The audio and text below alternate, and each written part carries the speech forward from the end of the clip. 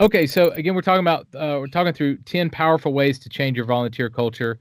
Let's hit number 5. Be willing to apologize. Walk me through that one. Yeah, so unfortunately, a lot of us, our identity gets caught up in our activity. And so when something goes wrong, uh, we're going to try to create an excuse, not an apology. And the reality is, own your stuff, man. People respect you a whole lot more when you own it than they do when um, people know, right? Like we think people don't know what the truth is. They always know the truth. And so when we're honest about what we know and what we've done, and even if it's not your fault, when you take ownership of it, you create a culture that's so much healthier. And so apologize. If it's something that goes wrong that your team has done, own it so your team doesn't get thrown under the bus, or Hmm. a member of your team doesn't get thrown under the bus. And if you've done something wrong, own it to your team. The more we apologize and the more ownership that we take, the better our culture is going to be. And again, that's something that becomes contagious and replicates.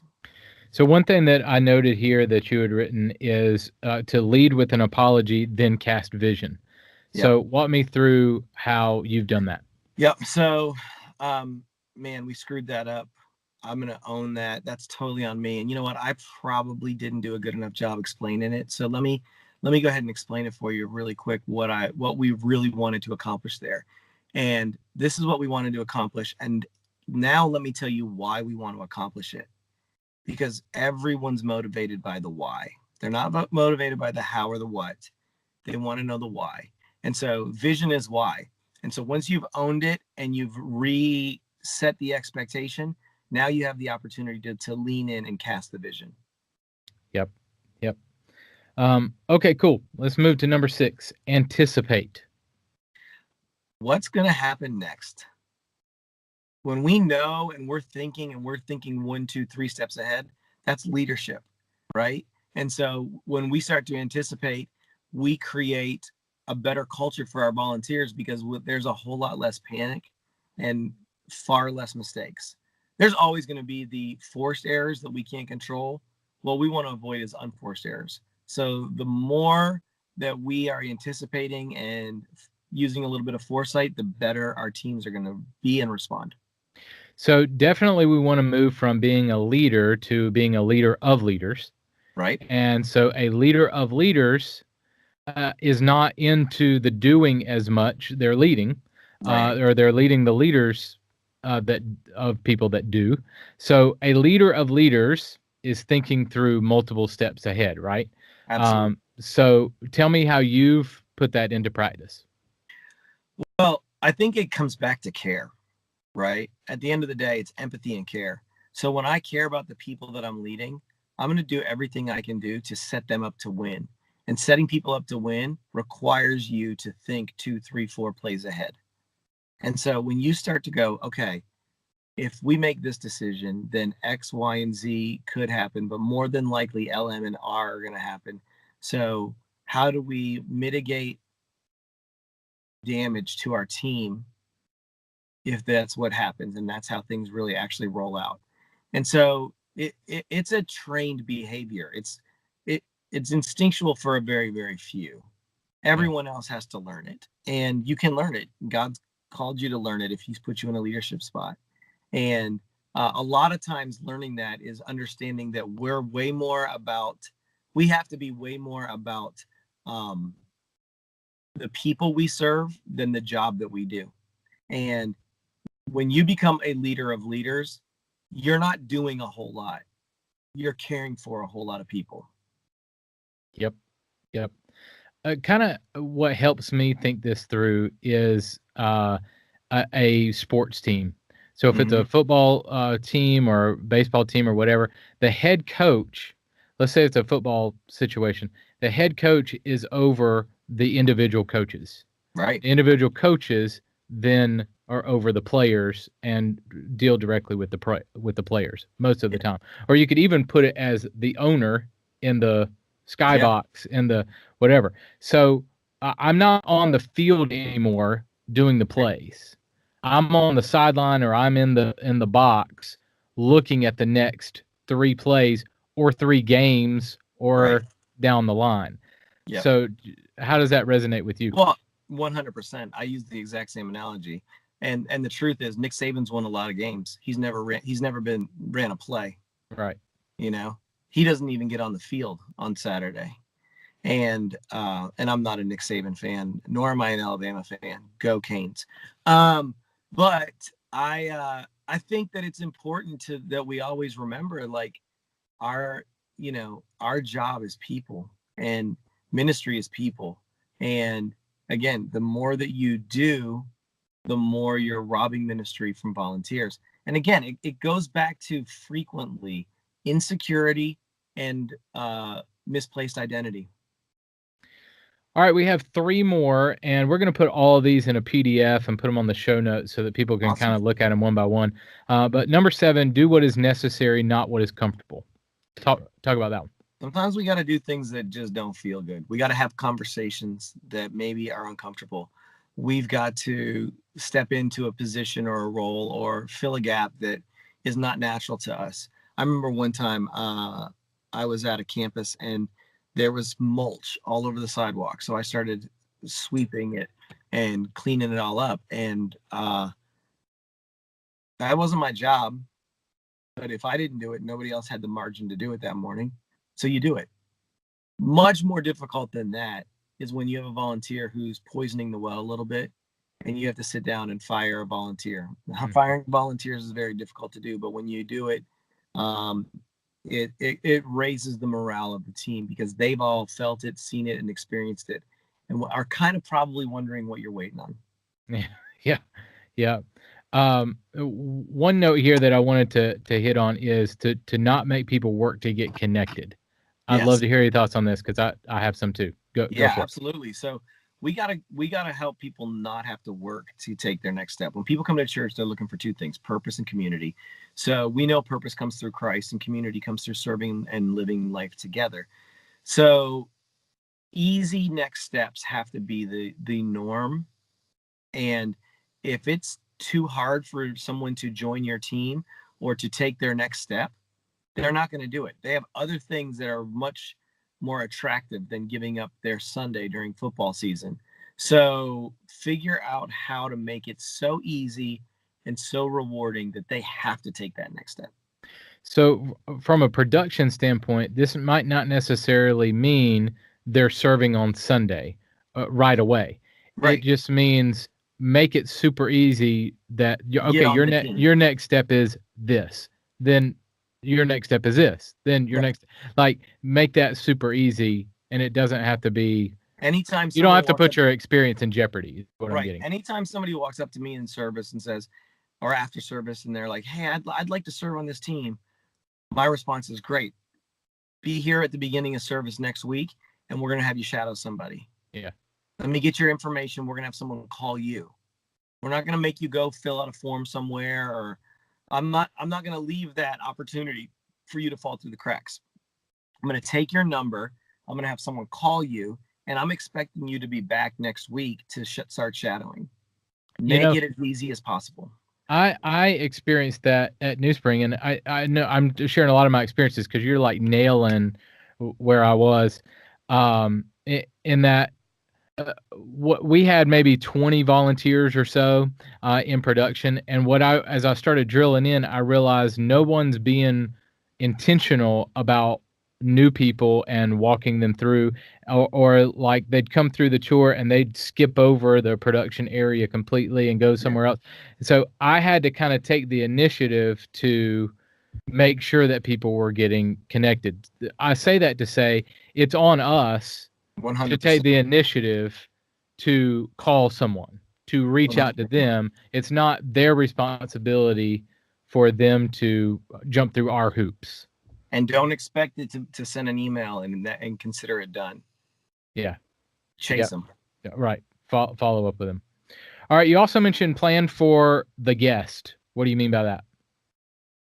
I feel like the first time guest is the lens. And I think anytime we no matter what your church is like, I know all my seeker sensitive friends were like, yes. And then all of my deeper friends were like, no. And the reality is both groups get first-time guests.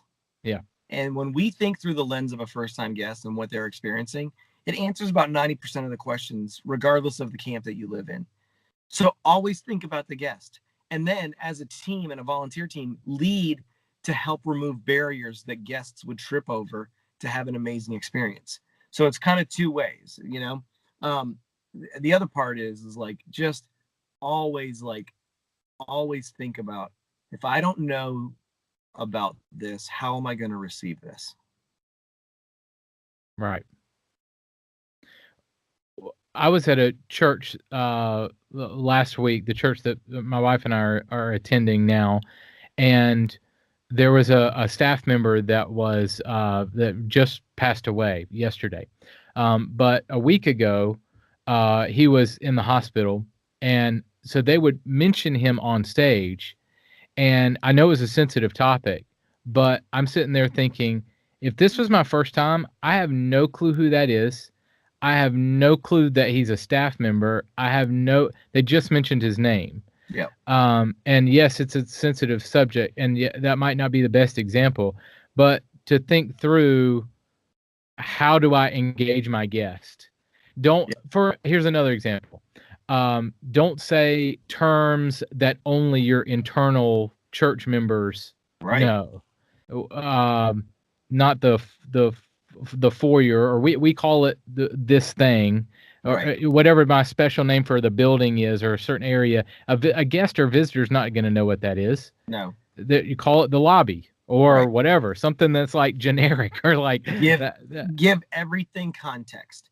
And Yeah, when the lens is the first time guest, again, it answers about 90% of the questions, yeah, you know. that's good. And the truth is, in our world today, our level of knowledge far exceeds our level of obedience. So regardless of how deep your church is, you still have to think about it through the first time guest, because a lot of people that are going to your church aren't as deep as you are. Yeah. All right, number 8, it takes responsibility. So talk to me about how to own it. You got to own it. Owners beat renters every single day. In my new world, I rent a lot of cars. I hope I never have to buy one of the cars I rent, not because I treat them bad, but I don't know the road. I don't know where I'm at. I bump into stuff. And the reality is, when I own a car, I'm much more careful about how I treat that car. Responsibility is, we have to take responsibility. We're leaders and we're responsible. And the more responsibility we take, the more serious, the more energy, the more intentionality we bring, the more our volunteers are going to do the exact same thing. And it's going to create a culture where everyone's starting to take responsibility. And when you serve on a team that's full of people taking responsibility, it gets really, really fun, because you start Yeah. winning a lot. Yeah. So I think a lot of staff members might be timid because they're like, "Oh, I don't think I have the authority to do that." And what would you think about flipping that on its head? Like, take the authority. It's yours. Own Yeah, it. Do it. Let somebody else back you down if you right. go too far. I've never met a boss who's been like, man, I just love pushing my team. Like, I just wish that they would all like do just enough to get by so that I could really challenge them every day. I've never met a leader like that. Right. The leaders I talk to are like, man, I love when I find that person that I got to put a harness on, because Right. they're running so fast and they care and they're so passionate that they'll do anything to reach people and to help people. And it's my responsibility to manage their energy, not theirs. Right. Right. Awesome. All right. Number 9, lighten the lines. What do you mean by that?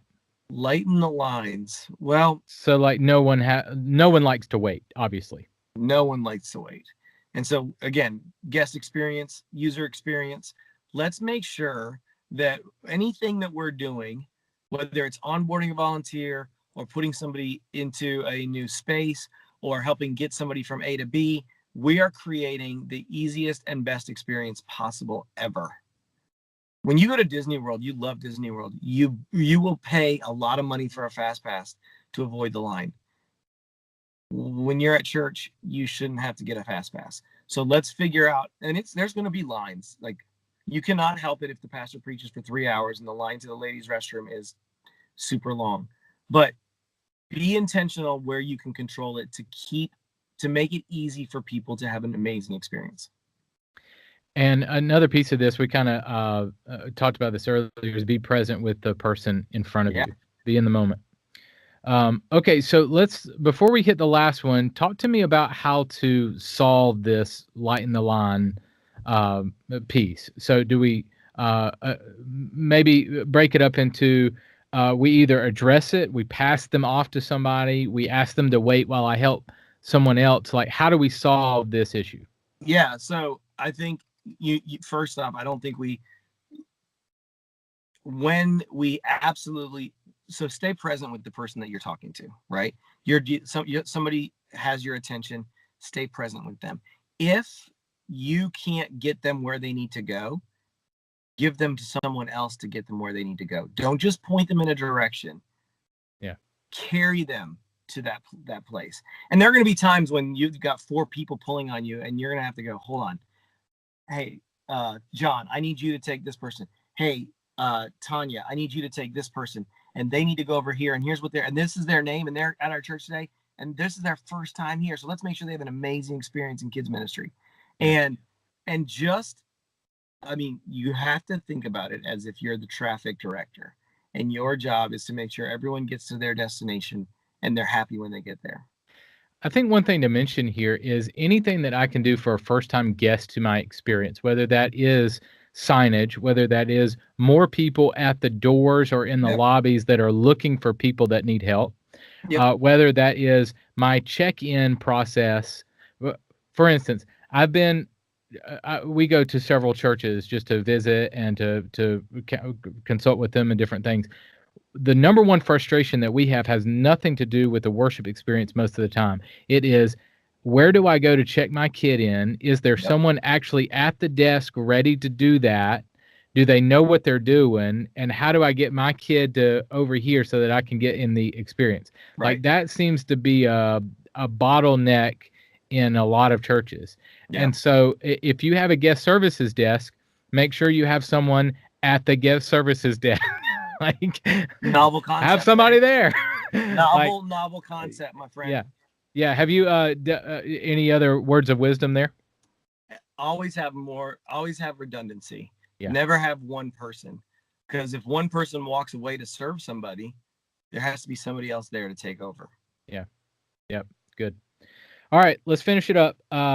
Let's talk about this one's a little odd. Practice the CANEI principle, the constant and never-ending improvement principle.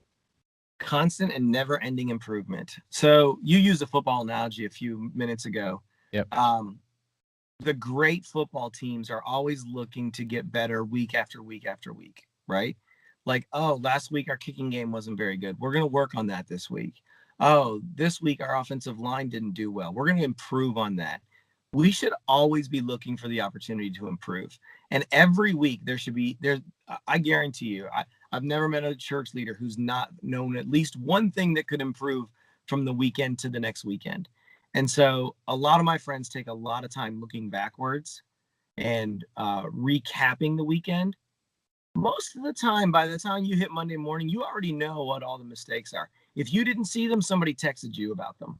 And so I like to take our recap meetings and spend, if it's an hour-long meeting, I'm going to spend 5 to 10 minutes recapping and 50 to 55 minutes focusing on improvements for the next weekend. Yeah. Okay, we know that this and this is broke. What are we going to do to fix it so that next week we're just a little better than we were today?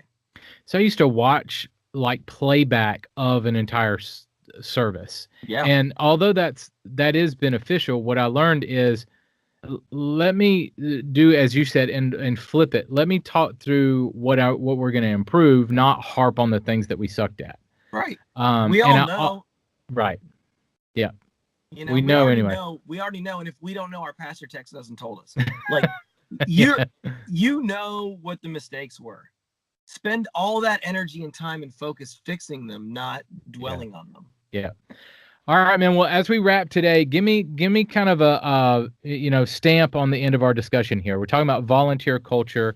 We walked through these 10 things, but kind of put a stamp on how do we improve and change our volunteer culture. Empathy, care. Think about the people that God's put in your world and care for them like crazy. at the end of the day, all the little things that we talked about are super important. But when people know that they're valued and they're known, it changes everything. And so when people come to sign up, they want purpose and community. The minute that they feel like they're starting to find purpose and community, they want to be known and valued and protected. And so invest in the people, man. The people are the best. They're the richest part of our ministry. And the more we invest, the better we're going to get. Yeah. Well, man, I appreciate you. Tell us how we can get in touch with you. How can we find out what you're doing? Absolutely. Instagram is always good. B_REWSTER. My blog is stephenbrewster.me, and my phone number is on my blog, so you can text me. So if somebody wanted to bring you to their church, have Mm-hmm. you consult them? What would that look like? Tell me a little bit about what you're doing Oh man, now and how people can it get you. really all yeah, it really all depends. So I'm helping a couple churches with their worship music and just how they share that with the rest of the world. I'm helping some churches with communication. A lot of churches I'm helping with org structure and figuring out how to get their growth metrics back in the right direction. So there's a lot of different ways. If you feel overwhelmed in an area at your church, reach out and let's figure out the solution. It's very customizable, and for me, I'm not the greatest consultant in the world. In fact, I'm probably pretty poor at it, but I'm a really, really good teammate. And so I'm always looking for friends to help them get better. And that's really what we do. Awesome, man. Well, I appreciate your time. Appreciate you. Absolutely. Thanks for having me, man.